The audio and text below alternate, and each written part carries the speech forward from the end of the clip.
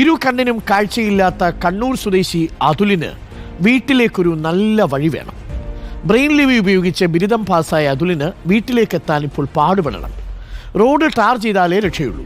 കളക്ടർക്കുൾപ്പെടെ നിവേദനം നൽകിയെങ്കിലും നടപടിയായില്ല. വാർഡ് സഭ അംഗീകാരം നൽകാത്തതാണ് വെല്ലുവിളി. അർജുൻ കല്യാണുടെ കൂടുതൽ വിവരങ്ങളുമായി. ഇപ്പോൾ ആ വഴിയാണ് പ്രേക്ഷകർ കാണുന്നത്. ഈ വഴി നടന്നു വേണം അതുലിൻ്റെ വീട്ടിലേക്ക് പോകാൻ. കണ്ണ് കാണാത്ത ചെറുപ്പക്കാരനാണ്. ആ ചെറുപ്പക്കാരന് നല്ലൊരു വഴി വേണ്ട. ഈ കുഴിയിലൊക്കെ വന്ന് പെടൂലേ? എന്താണ് അവസ്ഥ? റോഡ് ടാർ ചെയ്യാതെ എങ്ങനെയാണ് അതുലിന് പോകാൻ കഴിയുക? കണ്ണൂർ സ്വദേശിയായ അതുലിന് വീട്ടിലേക്കൊരു വഴി വേണം. ഇരു കണ്ണിനും കാഴ്ചശക്തി ഇല്ലാത്ത അതുലിനാണ് അങ്ങനെ ഒരു ആവശ്യമുള്ളത്. നമ്മുടെ അർജുനുണ്ട്. അർജുൻ, ആ വഴിയാണോ ഇത്? എങ്ങനെയാണ് ഇതേപോലെ കണ്ണുള്ളവർക്ക് പോലും, കാഴ്ച നന്നായിട്ടുള്ളവർക്ക് പോലും ഈ വഴിയിലൂടെ നടന്നു പോകാൻ പറ്റില്ലല്ലോ അർജുൻ? തീർച്ചയായിട്ടും ഡോക്ടർ അരുൺ, അത് തന്നെയാണ്. കാരണം അത്രമാത്രം ദുസ്സഹമായ ഒരു വഴിയാണ് അതുലിൻ്റെ വീട്ടിലേക്കുള്ളത്. കണ്ണൂർ ശ്രീകണ്ഠാപുരം നഗരസഭയിലെ എല്ലരിഞ്ഞി, അത് പൊടിക്കളത്ത് നിന്ന് ഇങ്ങോട്ടേക്ക് വരുന്ന സ്ഥലമാണ്. അതുൽ എല്ലാ ദിവസവും ഇതുവഴിയാണ് അതുലിന് പോവേണ്ടി വരുന്നത്. അതുലെന്തായാലും വലിയ രീതിയിൽ പഠിക്കാനൊക്കെ വളരെ മിടുക്കനാണ്. ഞാൻ പഠിച്ച അതേ കോളേജിൽ, SCS കോളേജിലാണ് അതുൽ പഠിച്ചത്. ബ്രെയിൻ ലിപിയൊക്കെ ഉപയോഗിച്ചുകൊണ്ട് ബിരുദം പാസ്സായി. ഇപ്പോൾ സൈക്കിൾ ഉണ്ടാക്കുന്ന ഒരു സ്ഥലത്ത് വർക്ക് ചെയ്യുകയാണല്ലേ അതുലെ? ഇതിപ്പോ എന്താണ് ഈ റോഡിന്റെ അവസ്ഥ? എന്താണ് ഇതുപോലെ നടന്നു പോകാനൊക്കെ പറ്റാറുണ്ടോ? എവിടെ ഇതിന് അതില് കളക്ടർക്കൊക്കെ പരാതി കൊടുത്തിരുന്നില്ലേ? എന്താ മറുപടി വന്നത്? എന്താ മറുപടി വന്ന 250 മീറ്റർ പാസ്സായി വരുന്ന പറഞ്ഞിട്ടാണ്. എത്ര കാലമായി ഇപ്പോ? എത്ര കാലമായി വെച്ചാല് കഴിഞ്ഞ കൊല്ലം കൊടുത്തോ, 2024. ഇതുവരെ ആയിട്ടില്ല? ഇല്ല. എന്താ ചോദിക്കുമ്പോ ഒക്കെ പറയുന്നെന്താ? ചോദിക്കുമ്പോ 2 മെമ്പർമാരോട് അന്വേഷിച്ചു. ഒരു മെമ്പറോട് അന്വേഷിച്ചെല്ലാം കാര്യങ്ങളിൽ അറിഞ്ഞു. മറ്റേ മെമ്പറിനോട് ചോദിച്ചാൽ പറഞ്ഞു ഫണ്ടില്ല, അങ്ങനെയാണ് ഇങ്ങനെയാണ്, വേറെ ഒന്നും അറിയില്ല. എന്തായാലും ഇതുവഴി വണ്ടിയൊന്നും കയറ്റിക്കൊണ്ടല്ലോ പറ്റില്ല. ഇല്ല, നടന്നു പോകാൻ തന്നെ ബുദ്ധിമുട്ട്. അതെ. അതുലിന്റെ വീടാണ് ഈ പറയുന്ന ഈ റോഡ്. 2 വർഷം മുമ്പ് നടന്ന് വീണ് പോയിട്ടുണ്ടോ എപ്പോഴേലൊക്കെ? ഇല്ല. സൂക്ഷിച്ച് അതിൽ ഈ സ്റ്റിക്കൊക്കെ ഉപയോഗിച്ച് വളരെ സൂക്ഷിച്ച് തന്നെയാണ് നടക്കുന്നത്. അരുൺ നേരത്തെ പറഞ്ഞ പോലെ തന്നെ നമ്മൾ പോലും ഒരു പക്ഷേ ഈ പറയുന്ന പോലെ നടന്നു കഴിഞ്ഞാൽ കല്ല് തട്ടിയോ അല്ലെങ്കിൽ മരത്തിൻ്റെ കഷ്ണം തട്ടിയോ ഒക്കെ വീഴാനുള്ള സാധ്യത തള്ളിക്കളയാൻ വേണ്ടി കഴിയില്ല.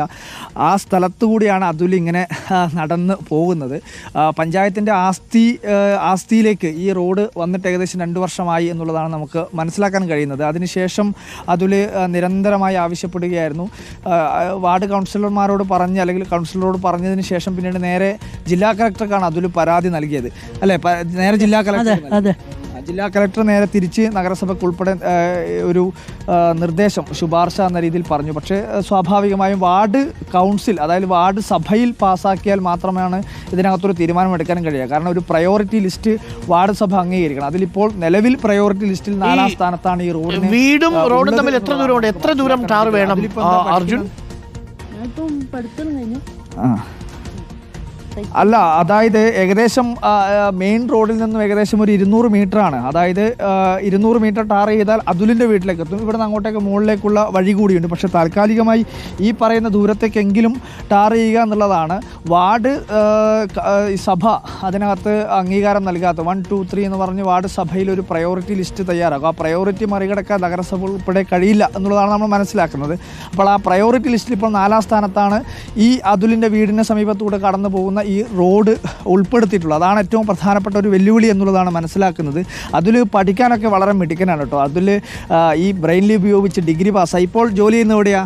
കാസർഗോഡ് വിദ്യാനഗറിൽ. എന്തിൻ്റെ കമ്പനിയിലാണ്? അവിടെ സൈക്കിൾ അസംബ്ലി ചെയ്യുന്നു. സൈക്കിൾ അസംബ്ലി ചെയ്യുന്ന കമ്പനിയിലാണ് അതിൽ ജോലി ചെയ്യുന്നത്. പഠിക്കാനൊക്കെ വളരെ മിടുക്കനായിരുന്നു അല്ലേ?